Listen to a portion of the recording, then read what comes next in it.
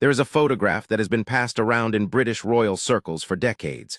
It shows the front gates of Buckingham Palace at night, lit up against a dark London sky, the guards standing perfectly still at their posts, not a single detail out of place. Everything about it looks permanent, like it could never change, like it has always been this way and always will be. That photograph and everything it represented became a little less certain on a summer morning in June 2026, when the British royal household released a document that stopped people mid-sentence. It was not a scandal. It was not a death. It was not a war. It was a financial report. But buried inside the careful language of that report was a sentence that would echo across the United Kingdom and beyond. A sentence that quietly dismantled nearly 200 years of royal tradition in the space of a few words. The king would not be moving into Buckingham Palace. Not now, not after the renovation, not ever. The news spread through London the way news always does when it carries real weight. Slowly at first and then all at once. For most people living outside Britain, Buckingham Palace is simply an image. It is the backdrop of royal weddings, the balcony where monarchs wave to crowds, the enormous building at the end of the mall where tourists gather every morning to watch the changing of the guard. It is, in many ways, the physical face of the British monarchy itself. So when people heard that King Charles III had decided, quietly but firmly, that he would not be making it his home, the reaction was not mild. It was something between shock and disbelief, the kind of feeling you get when something you assumed was fixed turns out to have always been movable. To understand why this announcement hit so hard, it helps to understand what the palace actually is and what it has meant. Queen Victoria was among the earliest monarchs to make Buckingham Palace a genuine royal home, and since then the building had stood for nearly 2 centuries as the symbolic anchor of British royalty. It became more than a home. It became the place the nation turned to in moments of grief and celebration alike, where crowds gathered after World War II, where flowers piled up in memory of Princess Diana, where Charles himself stood on the balcony as a small boy while the nation cheered below. To say the king would not live there was, to many, like saying the monarchy had loosened its grip on something essential. NPR. The document that caused all of this was the annual Sovereign Grant Report, released on June 25, 2026, which outlined how taxpayer funding supports the royal family's official duties and the upkeep of occupied royal palaces during the 2025 to 2026 financial year. It was meant to be, like most such reports, a relatively routine accounting. There were figures about maintenance costs, about staff, about the various properties under the Crown's care. But among all of those numbers was the confirmation that changed everything. King Charles and Queen Camilla would not be taking up residence at Buckingham Palace after the Buckingham Palace reservicing program concluded in 2027. The palace had been expected to become their home once the work was done. It turned out it would not. Yahoo, yahoo. The renovation itself was a 10-year project worth around £369 million, funded largely by public money, and it was expected to be completed in 2027. New wiring, new plumbing, new heating systems. Entire sections of the building had been stripped down and rebuilt from the inside out. The scale of the work was enormous. Queen Elizabeth II had relocated to Windsor Castle in her final years partly because of the ongoing disruption, and she spent her last night in the London residence in March 2020, just before the pandemic began, and did not return. The expectation, held widely by the public and press alike, was that once all of this work was finished, the king would move in. The palace would come alive again as a royal home. That expectation turned out to be wrong. Celeb tattlemalamail. Instead, it was confirmed that King Charles and Queen Camilla would continue living in Clarence House, where they had been based since 2003. Clarence House is a far smaller and more personal home than the palace, with none of the institutional grandeur that defines a building with 775 rooms. Charles had always been more comfortable there. Those who knew him well had long understood this. A source speaking to a British newspaper described his feelings in plain terms. He did not see Buckingham Palace as a viable future home or as fit for purpose in the modern world, and felt that its upkeep from both a cost and an environmental perspective was not sustainable. Private feelings are one thing. A formal confirmation in a public financial report is something else entirely. Celeb tattle global news.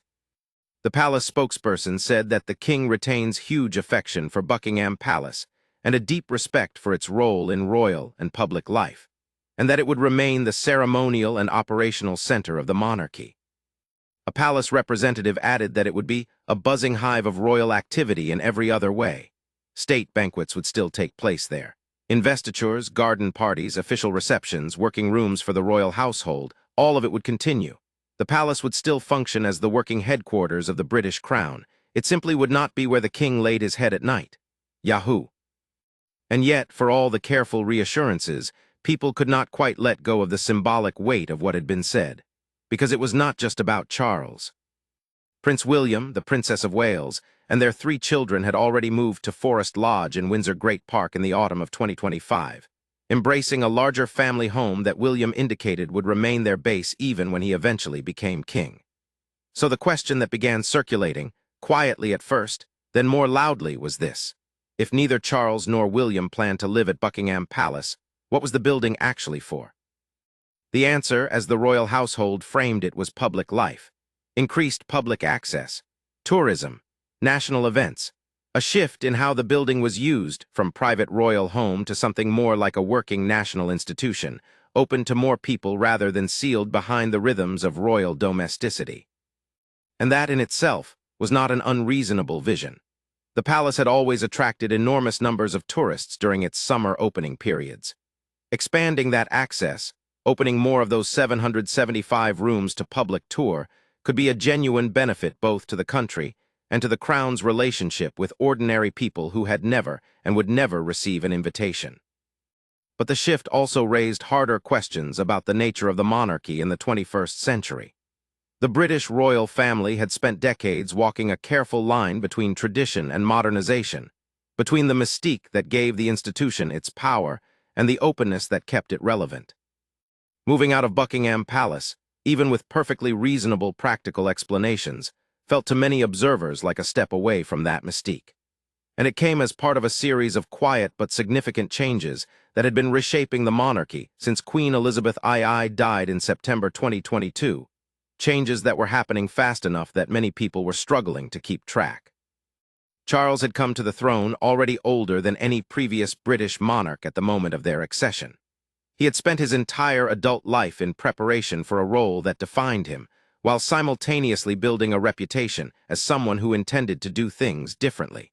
He had reduced the number of working royal family members. He had spoken about environmental concerns for decades before it was fashionable to do so. He had navigated a cancer diagnosis with a degree of public openness that surprised many. And in December 2025, he appeared in a pre-recorded message announcing that his schedule of cancer treatment could be reduced in the new year, calling it both a personal blessing and a testament to the advances made in cancer care. The palace had chosen not to use the word remission, but the message beneath the careful language was clear. Charles was still here, still working, still very much a presence at the center of British public life. And the announcement about Buckingham Palace was, in its own way, another expression of the same spirit. A king who was not going to do things simply because they had always been done that way. The same sovereign grant report that confirmed the palace decision also contained something else that raised eyebrows across the country.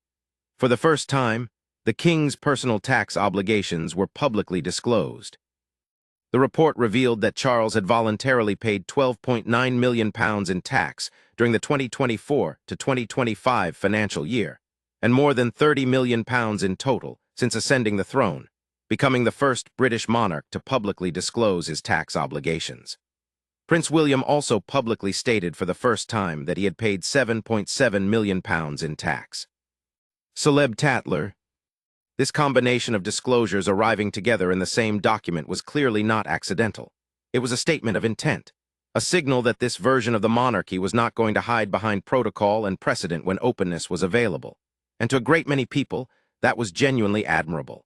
A king who paid his taxes and said so in public. A king who chose a home that suited his life rather than one demanded by tradition. A king who was willing to open a national landmark to more people rather than keep it sealed behind gold fences for private use. But institutions carry a meaning that runs deeper than their practical function, and Buckingham Palace was not simply a building. It was a symbol. It was the place that people from every corner of the world came to stand outside of, cameras raised, hoping to feel something close to the idea of Britain they had carried with them from home. It was where the nation's biggest moments had played out, not in history books but in living memory, in photographs and television broadcasts and the recollections of people still very much alive. When the announcement came that the king would not be coming home to it, something shifted in the air. Subtle but real. Like a door closing somewhere deep in the building's long and complicated history.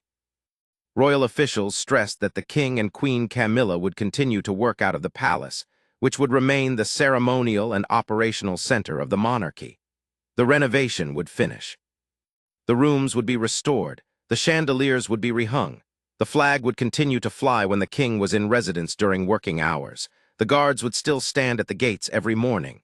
The building would carry on, as it always had, with the outward appearance of permanence and continuity. NPR. But the announcement of June 2026 had already done something that could not be quietly reversed. It had made clear that even the oldest and most solid-looking things were subject, in the end, to the same forces that shaped everything else: preference, practicality, the slow and quiet pressure of time moving forward. The king had looked at the most famous royal home in the world, a building that had housed every British monarch for nearly 200 years, and had decided with clarity and conviction that it was not quite his. And in that small, personal decision, made public in the careful language of a financial report on a warm summer morning, the British monarchy had stepped a little further from the century it was born in, and a little closer to the one it now had to navigate. Whether that was a loss or a quiet kind of liberation depended entirely on who you asked. But nobody, on either side of that question, could honestly say the world felt exactly the same as it had the morning before.